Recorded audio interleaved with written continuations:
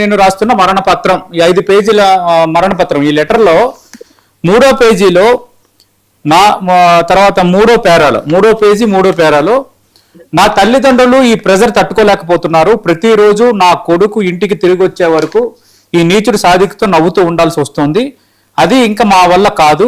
నన్ను ఇప్పటికిప్పుడే ఇస్లాంలోకి మారమని, రోజు ఇస్లామిక్ బుక్స్ చదివి బుక్స్ రాయమని, లేదంటే రోజు టార్చర్ చూపిస్తా అని బెదిరిస్తున్నాడు, కొడుకుని చంపేస్తానని బెదిరిస్తున్నాడని ఆమె ప్రధానంగా ప్రస్తావిస్తోంది. Is it right? అది ఎస్. నేను అనేది ఏంటంటే, ఇప్పుడు సాదిక్ అనే అతను తన మతంలోకి మారమని అతను అడుగుతున్నాడంటే అక్కడ రీజన్ ఏంటంటే, ఈ మృతురాలును ఇతను పెళ్లి చేసుకోవాలని చెప్పి ఒక భావనలోకి వచ్చారు సౌజన్యను సాదిక్. మరి సాదిక్ వాళ్ళ మదర్ చెప్తున్న విషయాన్ని కూడా మనం గమనించాలి. ఆమె ఏం చెప్తుంది, వచ్చి నన్ను నేరుగా అడిగింది, సౌజన్య మీ అబ్బాయిని నేను పెళ్లి చేసుకుంటానంటే నేను ఒప్పుకోలేదు. నువ్వు ఆల్రెడీ జగదీష్ రెడ్డిని పెళ్లి చేసుకున్నావు, నువ్వు వివాహితవి, నీకు ఒక పిల్లోడు ఉన్నాడు కాబట్టి మా అబ్బాయికి నీకు ఇచ్చి పెళ్లి చేయడం అనేది సాధ్యం కాదు అనే మాటగా ఆమె చెప్పాను అనేది ఆ విషయం కూడా చెప్తుంది. దాన్ని కూడా మనం పరిగణలోకి తీసుకోవాలి. ఇది ఒకవేళ సాదిక్ కనుక నువ్వు మతం మారు అని ఒత్తిడి చేస్తున్నాడంటే దానికి కారణం ఏమై ఉంటదంటే, పెళ్లి చేసుకోవడం కోసం మతం మారమని చెప్పుంటాడేమో. కానీ ఈ సాదిక్ ఇస్లాం మతాన్నో లేదా ముస్లిం మతాన్ని ప్రపంచ వ్యాప్తంగానో లేదా కాకినాడ వ్యాప్తంగానో దీన్ని వ్యాప్తి చేయాలని చెప్పే ఆలోచన అతనికి ఉండదు. అతని స్వార్థం అక్కడ కనపడుతుంది. మంచి మాటలు అంటే భాషా గారు, అంటే ఆయన పెళ్లి చేసుకోవాలని అనుకున్నారు. ఆల్రెడీ సౌజన్య సాదిక్ తల్లి దగ్గరికి వెళ్ళి నేను సాదిక్ని పెళ్లి చేసుకోవాలనుకుంటున్నాను, తల్లి వారించింది, ఆల్రెడీ జగదీష్ రెడ్డి అనే వ్యక్తిని పెళ్లి చేసుకున్నావు అని చెప్తున్నారు. అదే అంటున్నారు. అంటే పెళ్లి చేసుకోవాలని డిసైడ్ అయ్యారు కాబట్టి మతం మార్చుకోమని అన్నాడు, కానీ ఏదో ఇస్లాం మతం స్వీకరించేసి మతం లవ్ జిహాదీ చేయాలని ఎందుకు అంటాడు అన్నది బషీర్ అహ్మద్ గారు. అది మనం పోలీస్ ఎంక్వైరీలో ఇతను ఇంతకు ముందు ఇలాంటివి చేస్తున్నాడా 2-3 తోటి అనేది ఎక్స్పెక్ట్ చేయాలి. ఇంకోటి కూడా అతను పిల్లాడిని టెర్రరిస్టులకి ఇచ్చేస్తాను అనేది కూడా మనం చాలా సార్లు పిల్లలు అన్నం లేకపోతే నీకు భూచాన్ని ఇచ్చేస్తా అనే కోణంలో ఇప్పుడు చాలా మంది ఈ గడ్డం చూసుకుంటే ఈ టెర్రరిస్ట్ అనే కోణంలో చూపిస్తుంటారు కదా సినిమాల్లో.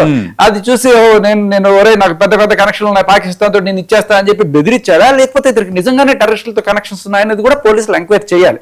ఇకపోతే $1 మిలియన్ క్వశ్చన్, ఆవిడ అంత లెటర్ రాసింది కదా, బ్లాక్ మెయిల్ చేస్తున్నాడు, ఏం పెట్టుకొని బ్లాక్ మెయిల్ చేస్తున్నాడు, వీళ్ళిద్దరు ఫొటోస్ పెట్టుకొని బ్లాక్ మెయిల్ చేస్తున్నాడు, ఏం పెట్టుకొని బ్లాక్ మెయిల్ చేస్తున్నాడు. ఒకవేళ వీళ్ళిద్దరు ఫోటోలు వెనుక పెట్టుకొని వీడియోలు పెట్టుకొని బ్లాక్ మెయిల్ చేస్తే అవి బయటకు వస్తే వీడు కూడా బుక్ అవుతాడు కదా. అవును. కాబట్టి నాకు అనిపిస్తున్నది ఏంటంటే, ఈ అమ్మాయి చాలా కన్జర్వేటివ్ ఫ్యామిలీ నుంచి వచ్చింది, పరువు కోసం ప్రాణాలు తీసుకున్న మనిషి.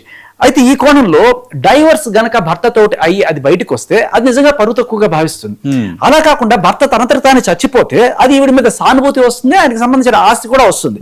ఈ కోణంలో ఆవిడేమన్నా ఇతన్ని అప్రోచ్ అయ్యి, ఈ మధ్య కాలంలో మనం ఈ ట్రెండ్ చూస్తున్నాం, ఎవరు ప్రియురాళ్ళు మొగుడిని చంపమని చెప్పి ప్రియుడికి సుపారీ ఇచ్చి చంపించేస్తున్న వాళ్ళు చాలా మంది ఉన్నారు. ఆ కోణంలో ఈవిడ ఈయనకి ఏమన్నా చెప్పిన తర్వాత ఇతను దాన్ని పెట్టుకుని ఆ మెసేజ్లు ఆ కాల్ రికార్డ్స్ పెట్టుకుని బ్లాక్ మెయిల్ చేస్తున్నాడా, ఏ క్షణం అయినా సరే బయటకు చూపిస్తా, మొత్తం నిన్ను జైల్లో వేస్తారు, నాకేం కాదు, నువ్వు అన్నావు కదా ఈ మాటలు చూపిస్తా అని చెప్పి క్షణం చెప్పేటప్పటికి ఆవిడ వెంటనే అనవసరంగా చాలా పెద్ద తప్పు చేసేసాను, నాకు ఏం చేయదు, నువ్వు ఎవరిని చంపాల్సిన పని లేదు అన్నా కూడా అతను ఇది ఆసరాగా తీసుకొని ఇది భయపడుతోంది. ఒక మనిషి భయపడ్డారంటే చెలరేకపోతారు. ఇంకా భయపడింది కాబట్టి నేను ఎంతకైనా సరే తెగించచ్చు, ఆస్తి రాయించుకోవచ్చు, మతం మార్చుకున్నామచ్చు. ఇంకొకటి కూడా మీరు గమనించలేదు, ఇతను ఇంకొక పెళ్లి చేసుకుంటున్నాడని ఈఎంఐ నిలదీసిందట. రైట్. అంటే ఇతను ఇంకో పెళ్లి చేసుకుంటే దరిద్రం వదిలిపోయింది అని చెప్పి సంతోషంగా ఫీల్ అవ్వాలి కదా.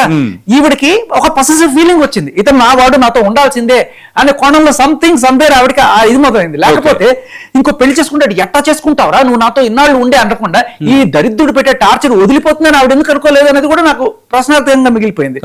సో ఇకపోతే మత మార్పిడ్లు ఇవన్నీ అంటారా, అది మనం ముందుగా కేసు చూస్తే అర్థమవుతుంది. ఇప్పుడు కాదు, మన హైదరాబాద్ గా పేరు ఎందుకు వచ్చిందండి, భాగ్యనగర్ అనే పేరుని ఎందుకు మార్చారు, ఆవిడ పేరు బాగ్మతి, కులి కుతుబ్ షా చేసుకున్నాడు కాబట్టి ఆ పేరు మార్చాడు. ఆ పేరు మారితే మన ఒక నగరమే మారిపోయింది కదా.